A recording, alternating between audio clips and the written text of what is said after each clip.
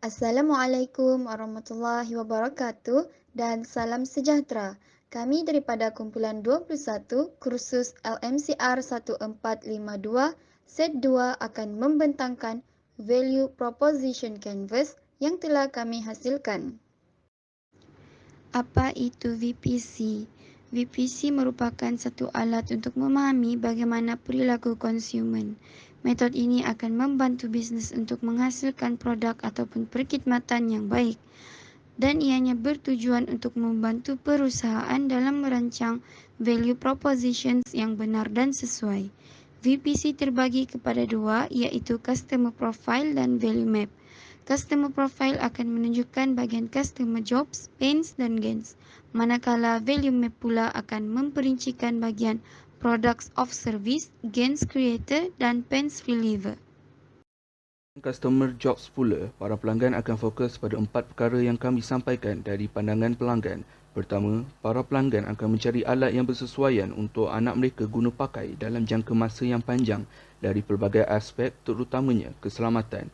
Kedua, para pelanggan perlu mengetahui faedah yang dapat daripada alat yang dibeli supaya mereka tidak akan mengalami kerugian dan dapat membantu menyelesaikan masalah yang dialami seperti adakah ia dapat membantu pesakit anak-anak autism.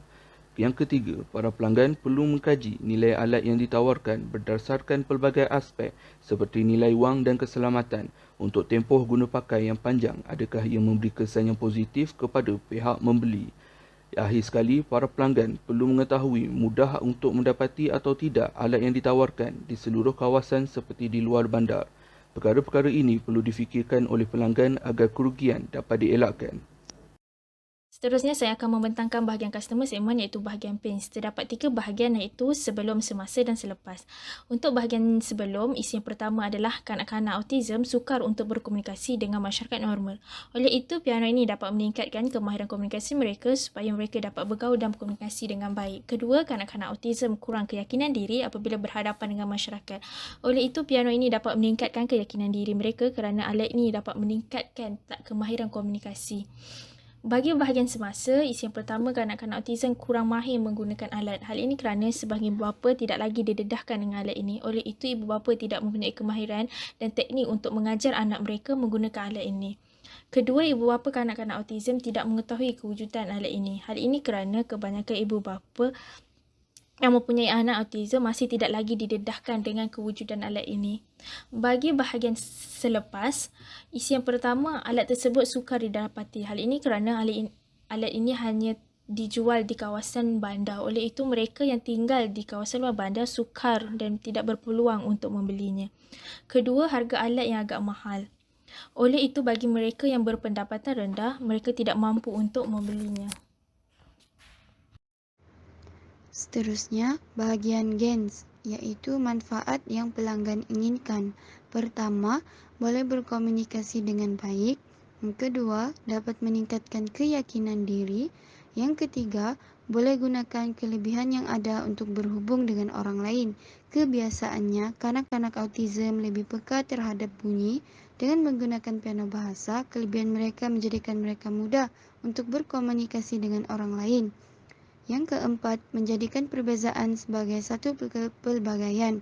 Contohnya, kanak-kanak autism peka terhadap bunyi, manakala kanak-kanak lain lebih peka terhadap pergerakan ataupun percakapan. Yang kelima, dilayan sama rata seperti orang normal. Dengan adanya piano bahasa, orang ramai dapat memahami apa yang ingin disampaikan oleh kanak-kanak autism. Bagi products of service, kami memilih untuk mencipta satu produk ataupun alat pembelajaran bagi kanak-kanak autism iaitu piano bahasa. Seterusnya, bagi bahagian pains reliever dalam value map, kami dapat menyediakan alat pembelajaran yang disukai oleh kanak-kanak autisme melalui wujudnya produk piano bahasa ini.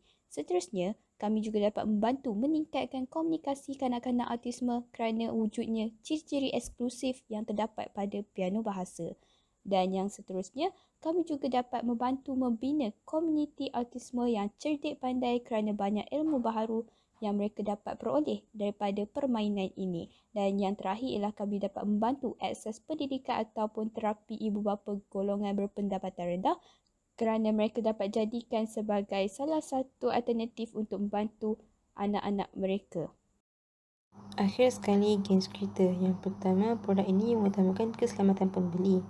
Sebagaimana yang kita tahu, kanak-kanak autism cenderung untuk berkelakuan di luar jangkaan. Jadi, produk ini dicipta khas dengan reka bentuk yang unik dan tidak berbahaya. Yang kedua, pastinya harga yang murah dan berpautan. Dengan ini dapat membantu beberapa yang berpendapatan rendah yang mana tidak mampu menampung kos terapi yang terlalu mahal. Yang ketiga, berkualiti tinggi. Ianya disediakan dengan pelbagai ciri eksklusif dan mempunyai waranti selama setahun. Yang keempat, produk ini dapat membantu kanak-kanak autism dalam penambahbaikan untuk berkomunikasi dengan orang ramai. Ianya disediakan dengan pelbagai input yang menarik dan memudahkan kanak-kanak autism untuk memahami sesuatu perkara itu.